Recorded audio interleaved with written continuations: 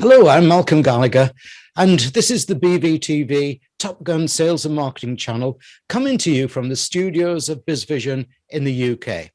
Now, I have to be a bit cautious in my interview today because I'm supposed, as host, to be impartial. But really, I'm totally in harmony with my guest's thoughts and activity. So I'll try to talk less to keep that impartiality. Fine chance there for that. But my guest is an expert in press releases, especially e-releases, electronic releases, using the internet effectively to get positive PR coverage. I know, so many people disparage editorial coverage that news releases deliver. But the truth is, and I learned this many, many years ago, is that editorial coverage is worth at least 7 times the value of advertising. Now, I'm not decrying advertising, as that's how we all get good quality news and journalism. But knowing the value of good and regular local media coverage is, I believe, fundamental to business success. So it's time for me to stop blethering and let's go meet the founder of ereleasescom. Welcome, Mickie Kennedy. Welcome, Mickie. Thank you. So glad to be here. It's great to talk to you. Now, I know we've got the pond in between us, but which part of that foreign country of the USA are you in at the moment? I'm in Baltimore County, Maryland, which is about an hour north of Washington, D.C. Oh, yes. It's nicely positioned, isn't it? Yes. Amongst the news there, for example, and there's been a lot of news coming out of the USA this last year, hasn't there? There has been, yes. Yeah.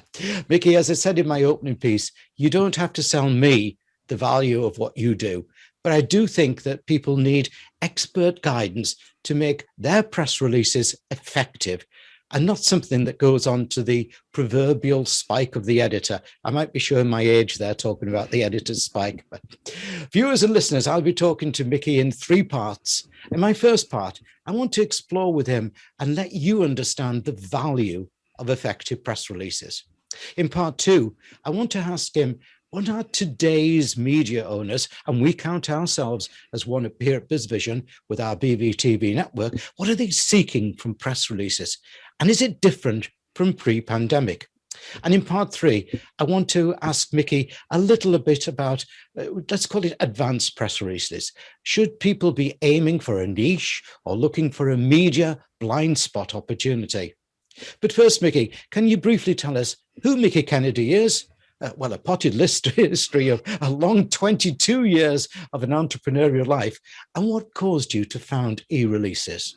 Sure. I started out in graduate school around 25 years ago, and I was in a creative writing program with an emphasis in poetry, and I just assumed I'd always wait tables growing up. But after doing a summer of waiting tables, I realized I think I'm better suited for a desk job. And so I ended up working for a telecom startup, and I did several things there, being employee number 3. But one of them was getting out our press release. And we had about 180 or 190 contacts that we needed to send each press release to. And we were doing it by fax. And the fax only held 100 numbers, which was really good at that time because they had just upgraded from one that only held 50 numbers. And so I had to program 100 numbers into the machine, hit send, take all day. And then the next day, delete those numbers, put another 80 or 90 in, and then hit send again. And I began to get calls from journalists saying they had received the press release, but could I just email it to them? Because we published a lot of traffic and statistics, and they said it's easier to cut and paste from, say, a Word document or email. And that's when the light bulb went off, and I said, email is a natural progression from the fax to get press releases to journalists and to reach them. Over the years, PR Newswire reached out to us and said, you should send the releases over our newswire. And I countered saying, my customers spend a couple $100, you charge $1,000 to go out nationally. And so after some back and forth and looking at how to craft it to be a win-win, all of our releases do go out through a custom national distribution through them as well. Wow, yeah. And I almost feel somehow, Mickie, that I should be explaining to some viewers and listeners what a fax machine is. Yes.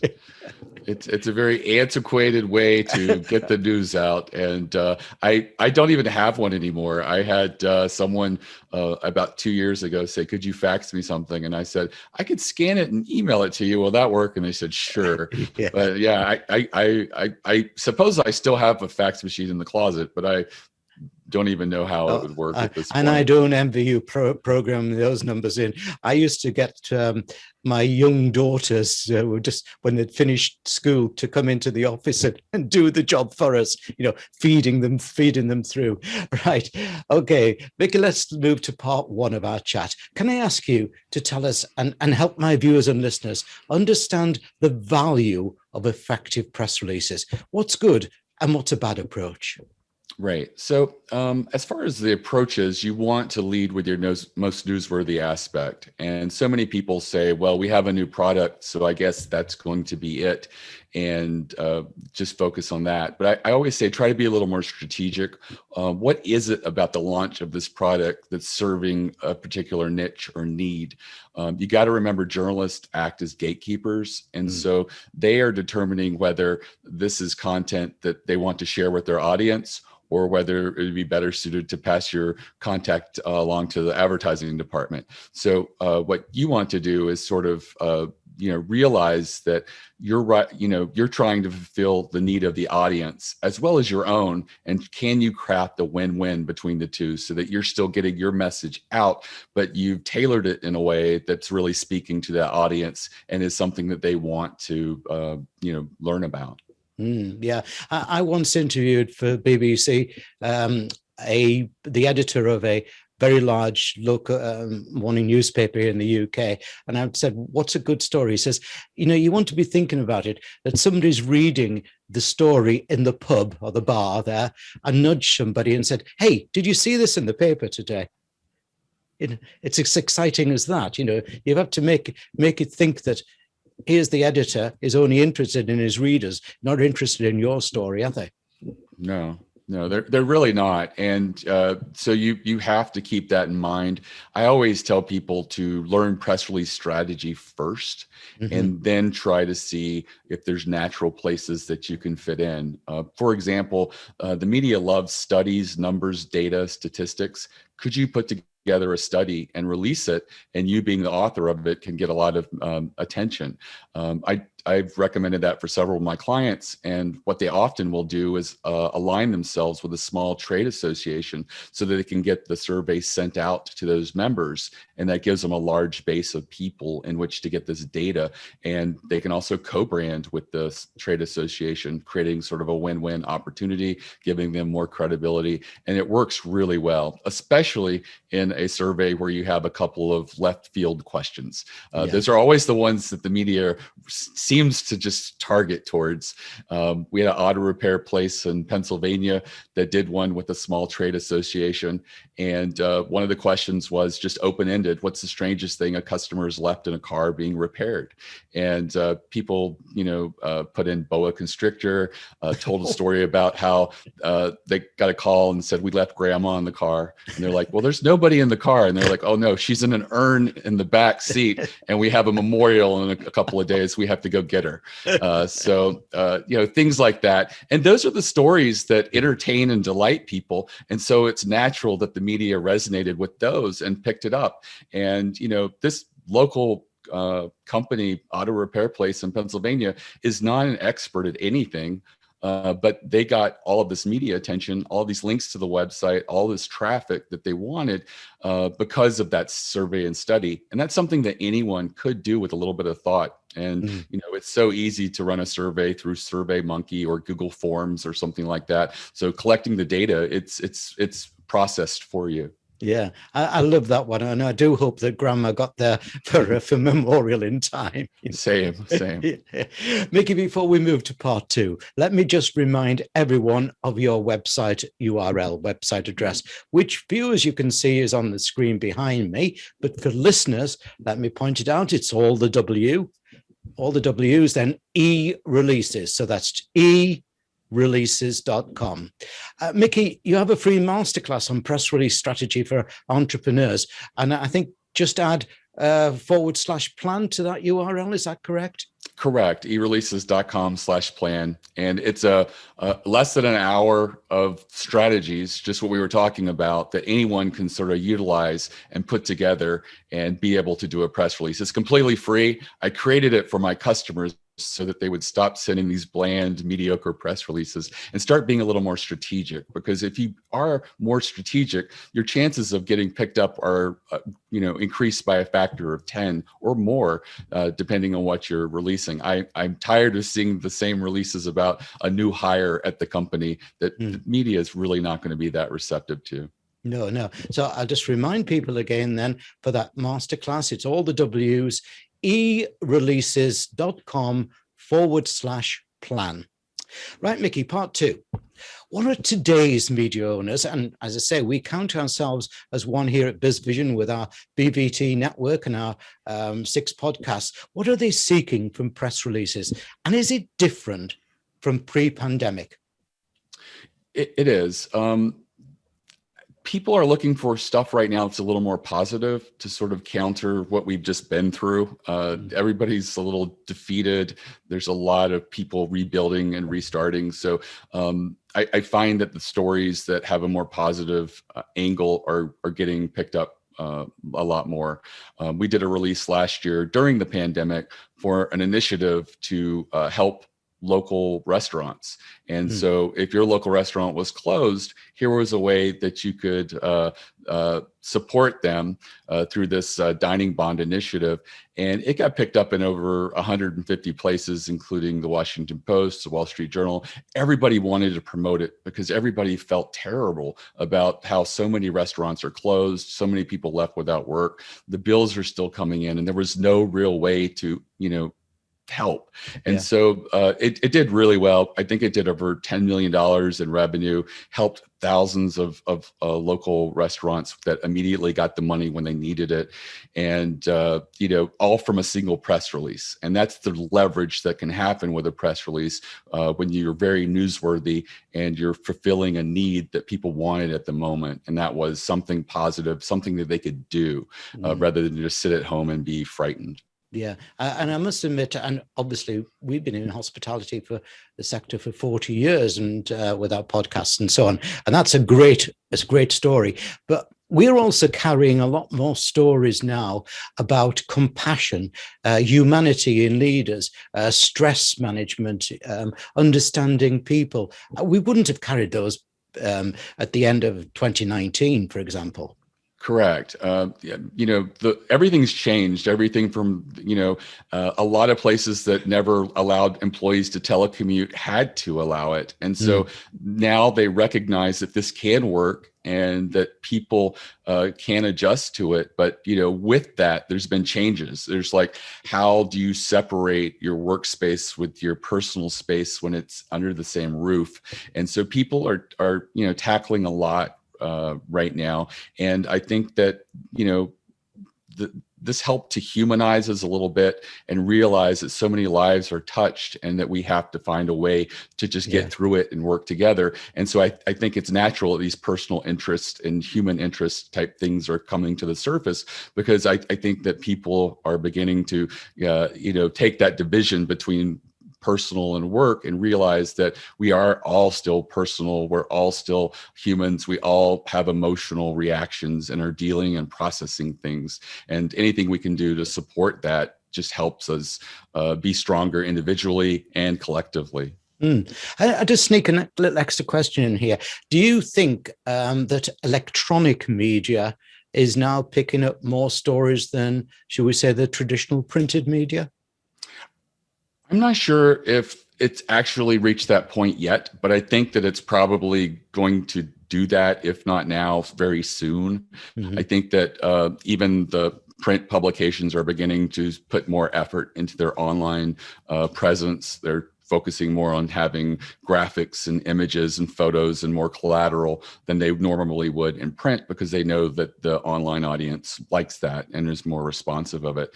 And I do think that is a natural progression. I've seen over the past 22 years, bloggers being not received favorably by the media and the newswire. And now the media newswire is accepting of social media influencers. I've seen Instagram influencers in the media database for fashion, for example. And it makes sense because some social media influencers or Instagram account has more authority and drives more traffic than, say, a trade publication. So I do think that we are moving and evolving, and it's getting more, it's branching out into a lot of different new segments.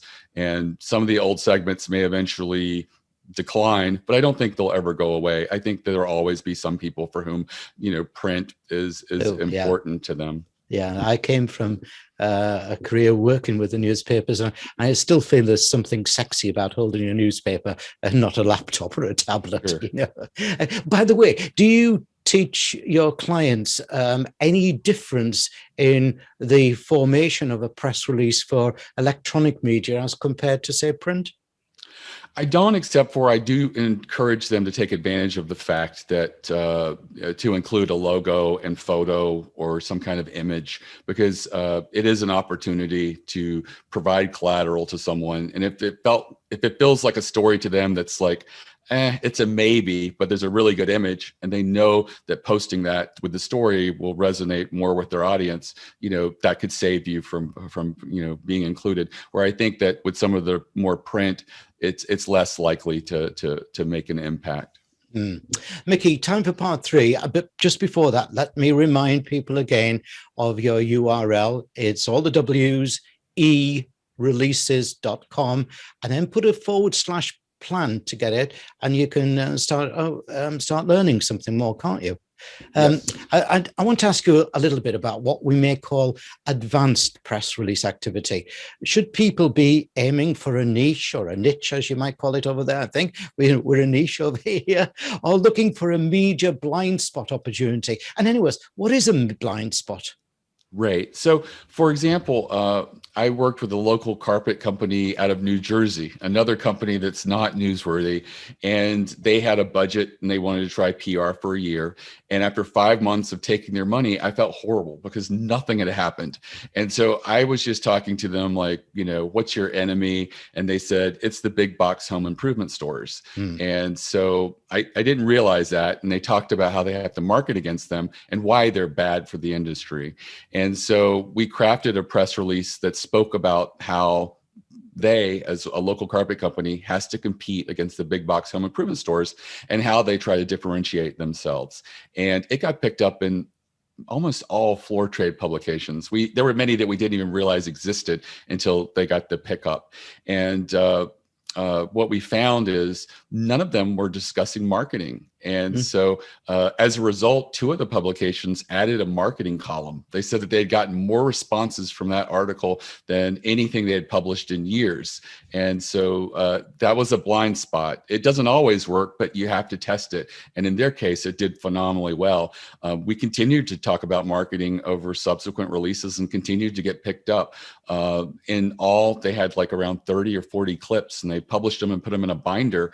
And when they started going to people's homes and telling them the quote for their work, they would make a point of walking the customer through it and saying, we got picked up by Floor Trade Today, floor coverings, things like that, publications. We've been nationally recognized.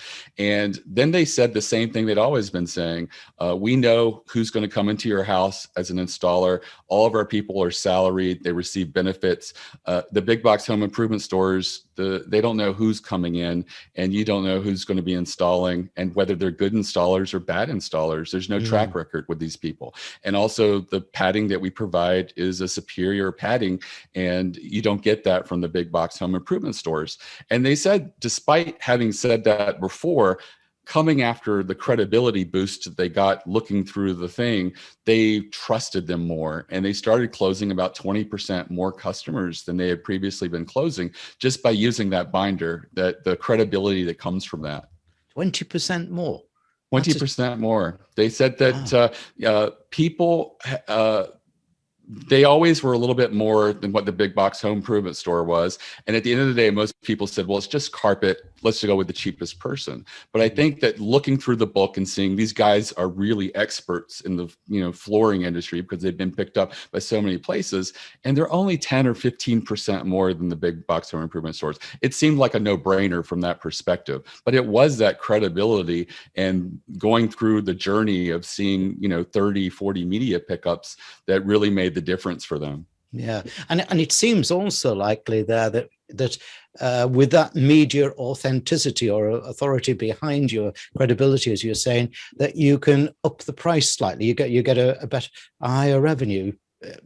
You could. Yeah. So, if they were fine with the same conversion rate, they could probably have raised their prices, tested at 5%, then 10%, and gotten to a point where they were still converting the same percentage, but they were making more profit on the deal. So there's lots of ways they could have handled it, but I think they kept their prices the same and just were converting more people. Yeah, superb example of the effectiveness of what you do for people. I've spent 50 years courting the media, from newspapers to radio, from magazine to TV, and now especially podcasts, blogging, and online TV. I've worked with and for the media over that time, and I know it's a different, let's say, animal from what you may perceive. It's an animal that can bring you not just visibility, but success, even fame, if you know how to tame it. I trust you agree, like me, that Mickie Kennedy of ereleasescom not only knows the media animal, but is the ideal tamer for you. Thanks, Mickie, for a great interview. You're welcome.